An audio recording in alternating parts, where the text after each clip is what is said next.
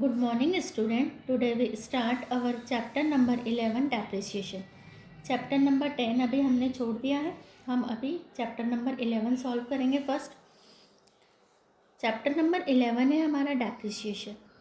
Depreciation का meaning होता है in businessman purchase various fix assets like building, furniture, machinery, plant, equipment for the purpose of earning profit. जो businessman होता है वो प्रॉफिट अर्न करने के लिए उसको कुछ फिक्स असेट्स भी खरीदना पड़ती है जो ईयर टू ईयर बिजनेसमैन को प्रॉफिट अर्न करने में हेल्प करती है. लेकिन सपोज़ हमने जो एक मशीनरी खरीदी है 1 लाख की, वो नेक्स्ट ईयर उसकी वैल्यू 1 लाख नहीं रहती है. जैसे जैसे फिक्स असेट्स का हम ईयर टू ईयर यूज़ करते जाते हैं वैसे वैसे हमारे असेट्स की वैल्यू कम होती जाती है. और जो बिजनेसमैन है उसको अपनी सारी असेट्स अपने बैलेंस शीट के असेट्स में शो करना होती है. अगर वो अपनी असेट्स को हमेशा ही 1 लाख पर शो करता जाएगा तो उसकी जो बैलेंस शीट है वो सही पोजीशन शो नहीं करेगी. तो इसलिए उसको अपनी एक्चुअल असेट्स दिखाने के लिए अपनी असेट्स की सही वैल्यू डालना पड़ती है. अब जब हम इनको सेल करने जाते हैं तब हमको पता नहीं होता है कि ये हमारे कितने में सेल होंगे. तो बट बिजनेसमैन को एक आइडिया होता है कि जैसे हमने एक मशीन 2019 में 1 लाख की परचेस करी है तो इन द ईयर 2020 लगभग उसका 20% फॉल हो जाएगा. दैट मीन्स 1 लाख में से 20% माइनस करा 20,000 तो इसकी वैल्यू 80,000 के आसपास होगी. फॉर एग्ज़ाम्पल अगर हम अपने घर में कोई कार या बाइक खरीद के लाते हैं तो अगर नेक्स्ट ईयर पर हम उसको सेल करने जाते हैं तो हमें उसकी उतनी वैल्यू रिसीव नहीं होती है.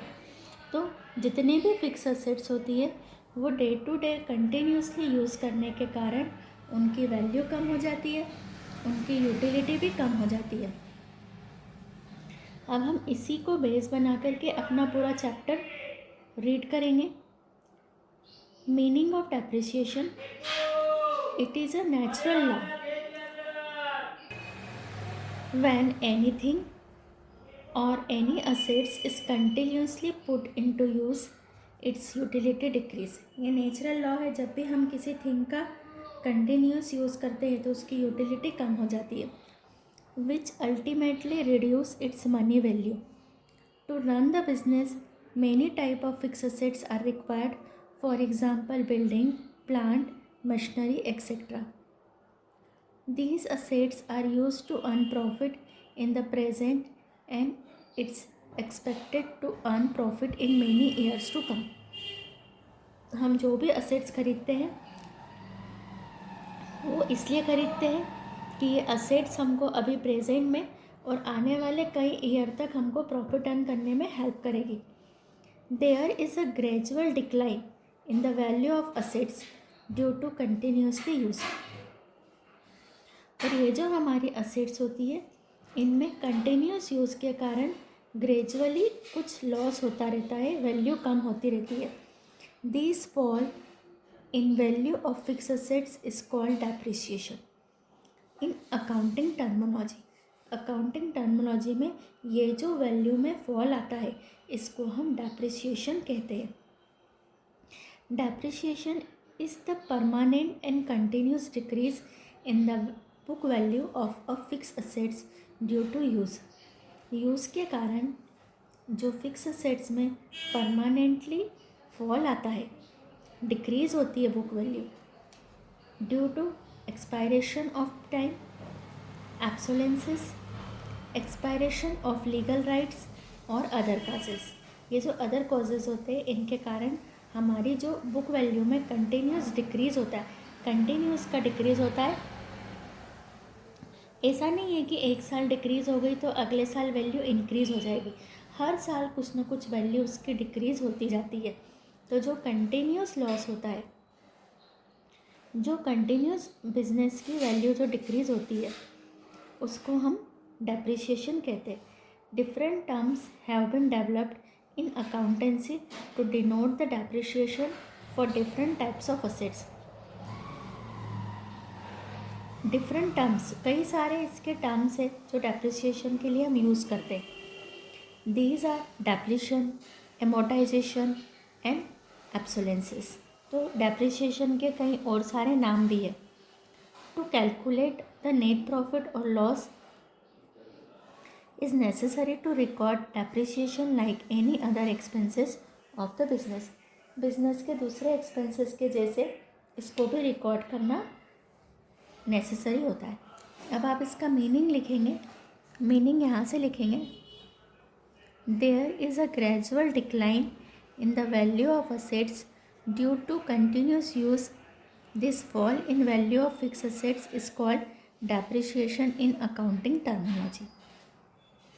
Depreciation is a permanent and continuous decrease in the books of the fixed assets due to expiration of time, obsolescence, expiration of legal rights, other causes. इतना आपको मीनिंग डालना है। डेफिनेशन में in the words of J N. Carter, J N. Carter की definition लेना है। Depreciation is the gradual and permanent decrease in the value of an assets from any course. Depreciation एक gradual और permanent decrease है value of assets में। In the brief, depreciation is said to be a permanent and gradual fall in the quality and value of the assets. This decrease arises due to use, passage of time, obsolescence and invention of new technology. ये जो भी loss होता है ये हो सकता है कि टाइम के कारण, एब्सोलेंसेस यानी जो हम मशीन, बिल्डिंग, लैंड है वो हमारी अभी मॉडर्न नहीं है, नई टेक्नोलॉजी का इन्वेंशन हो गया है, कोई चीज़ें हमारी मार्केट में से बाहर हो जाती है, नई चीज़ें उनकी प्लेस ले लेती है। तो ऐसे बहुत सारे कॉजेस है, जैसे एलसीडी टीवी की जगह एलईडी ने ले ली, एलईडी की जगह एचडी ने ले ली, स्मार्ट टीवी आ गया। तो डे टू डे जो टेक्नोलॉजी में चेंज आ रहे हैं उससे भी पुरानी चीज़ों की वैल्यू कम हो जाती है। तो मीनिंग यहाँ से यहाँ तक end definition. Now we start characteristics of depreciation. ये भी आईएमपी है, कॉपी में लिखना है। मीनिंग, डेफिनेशन एंड कैरेक्टरिस्टिक्स भी कॉपी में लिखना है। Main characteristics of depreciation are as under. First, reduction in value. Depreciation में मेन पॉइंट होता है कि हमारे असेट्स की वैल्यू फॉल होती है, कंटिन्यूस उसमें रिडक्शन होता है। Depreciation show the fall in the value of fix assets, hence value of an assets reduce due to depreciation. Depreciation के कारण फिक्स असेट्स की वैल्यू कंटिन्यूस कम होती है। Second point, book value. Depreciation is charge on the book value, the acquisition cost in the book value of the assets in the year of purchases. Cost का मतलब होता है जो book value पर charge होता है। बुक वैल्यू का meaning होता है जिस वैल्यू पर हमने असेट्स को ख़रीदा है या जितने पर वो हमको एक्वाइजेशन की कॉस्ट। अब एक्वाइजेशन की कॉस्ट का मीनिंग होता है, कॉस्ट का मीनिंग होता है डेप्रिसिएशन में। सपोज़ हमने एक मशीनरी परचेस करी, ये मशीनरी की परचेस प्राइस थी 1 लाख।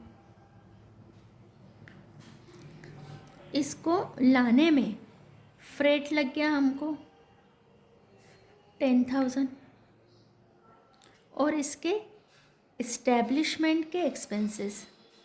हमको पता है कि जो बड़ी बड़ी मशीनें होती है उन मशीनों को लाने का खर्चा भी लगता है और उनको लगाने का, यानी जैसे हम कहीं दूसरी स्टेट से ख़रीद के ला रहे हैं या कई बार बिज़नेस में हम अब्रॉड से मशीनें ख़रीदते हैं तो उनको लाने के एक्सपेंसेस भी होते हैं, प्लस उनको ला करके अपनी फैक्ट्री में इस्टेब्लिश करना, लगाना भी एक बड़ी कॉस्ट होती है।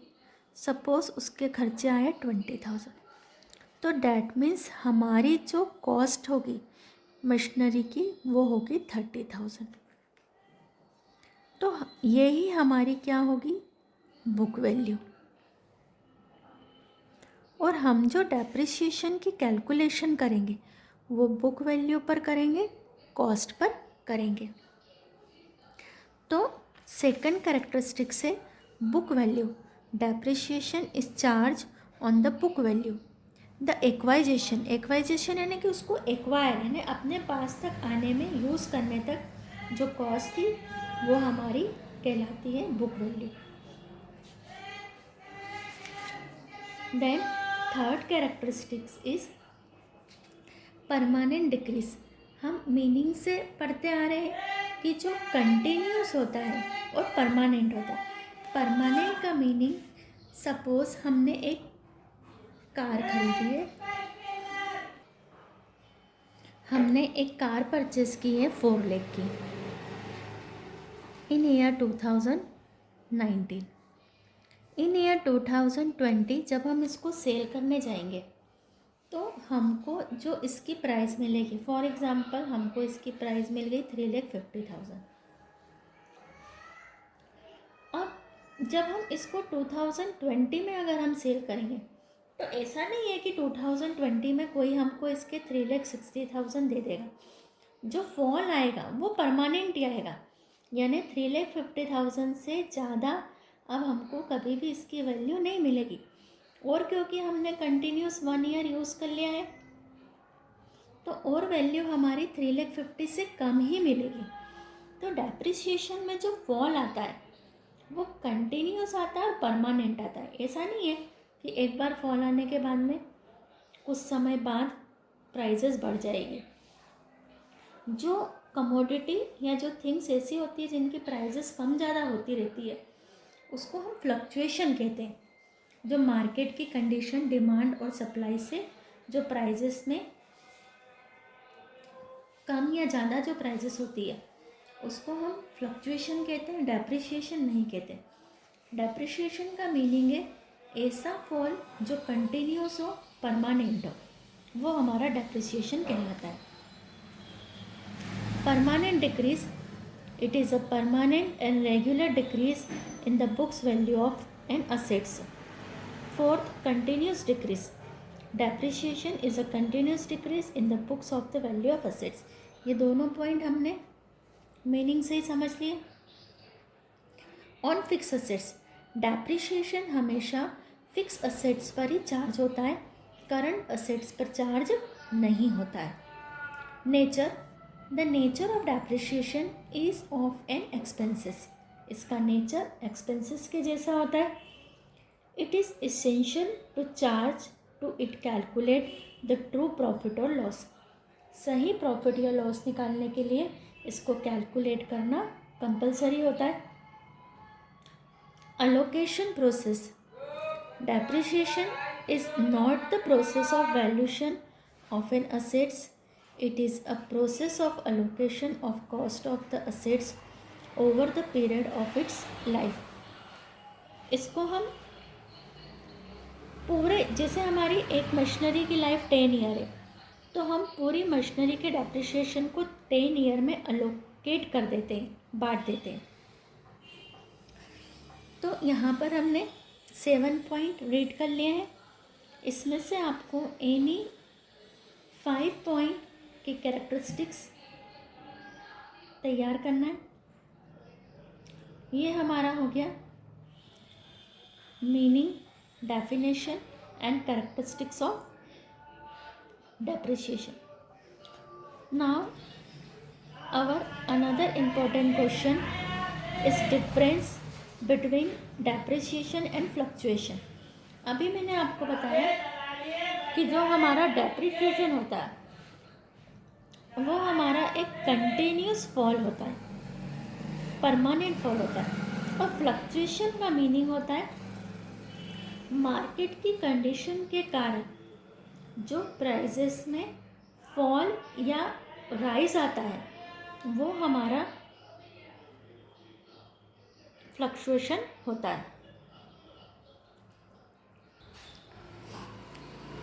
One of the reason of depreciation is a permanent fall in the value of fix assets. जो हमारा डेप्रिसिएशन का जो रीज़न होता है वो होता है कि हमारे फिक्स असेट्स की वैल्यू में परमानेंट फॉल आता है। As there is rise and fall in the market price of the product, ऐसे ही प्रोडक्ट की मार्केट प्राइस भी कम ज़्यादा होती रहती है। Similarly market prices of assets also rise and fall, हमेशा राइज और फॉल होती रहती। This fall and rise in the market price is called fluctuation. तो ये जो मार्केट प्राइस में कम ज़्यादा होता है ये फ्लक्चुएशन होता है। Some accountants regard fall in prices due to fluctuation as depreciation. कुछ लोग फ्लक्चुएशन को डेप्रिसिएशन मान लेते हैं। इट इज़ नॉट प्रॉपर, ये सही नहीं है। If we careful see the causes of depreciation then we will realize that only permanent fall in the value could be recorded as depreciation and will not be temporary fall। जो भी permanent fall होता है, gradual होता है, continuous होता है, वही fall हमारा डेप्रिसिएशन होता है।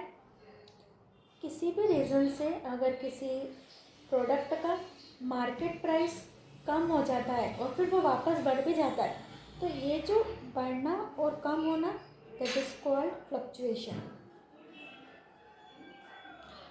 अब है difference between depreciation and fluctuation.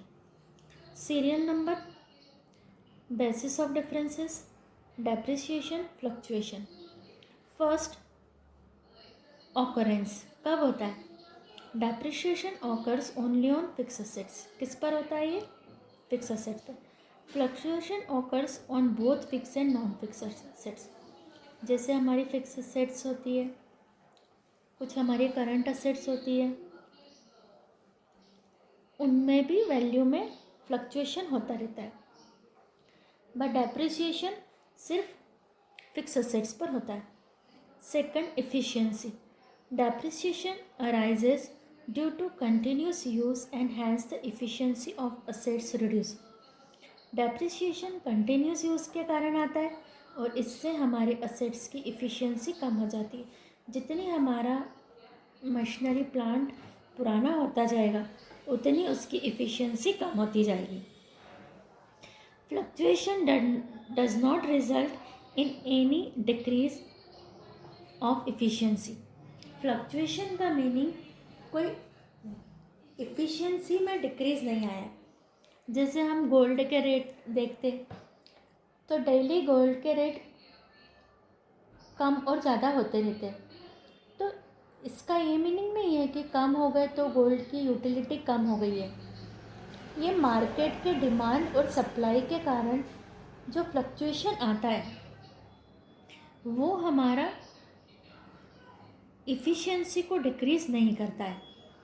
तो डेप्रिसिएशन में इफ़िशियंसी डिक्रीज़ हो जाती है, फ्लक्चुएशन में असेट्स की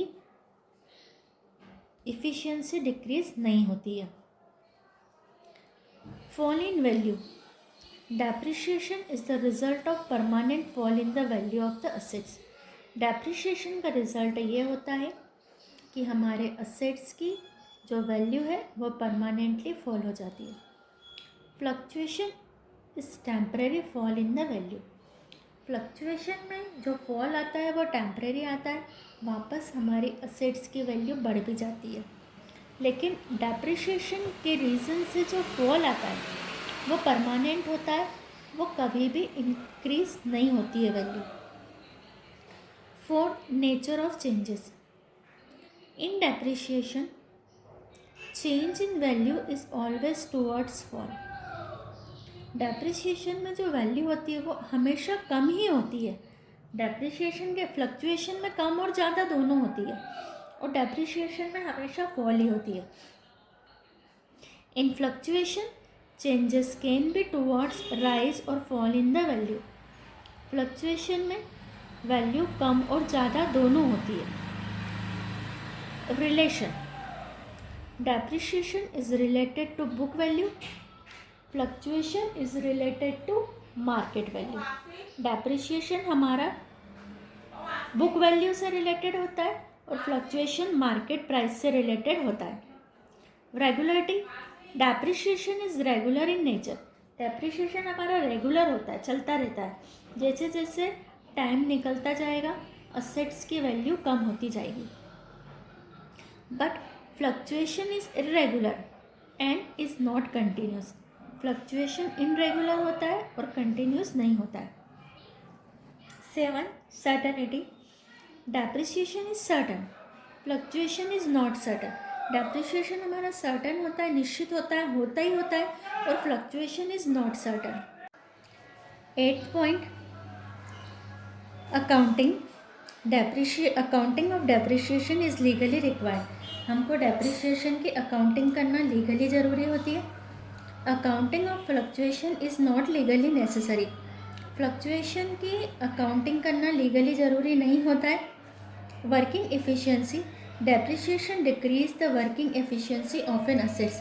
डेप्रिसिएशन से फिक्स असेट्स की जो वर्किंग एफिशिएंसी है वो डिक्रीज हो जाती है. It has no direct relation with the working efficiency. Fluctuation का असेट्स की वर्किंग एफिशिएंसी से कोई डायरेक्ट इफेक्ट नहीं होता है. Forecasting. Depreciation can be estimated and predicted. हम डेप्रिसिएशन को एस्टिमेट कर सकते हैं कि लगभग इतना हमारा असेट्स में फॉल आता है और कितने टाइम पीरियड में आता है. Fluctuation can not be predictive. हम इसको प्रिडिक्ट नहीं कर सकते हैं. So our difference is completed. Any 5 point learn करना.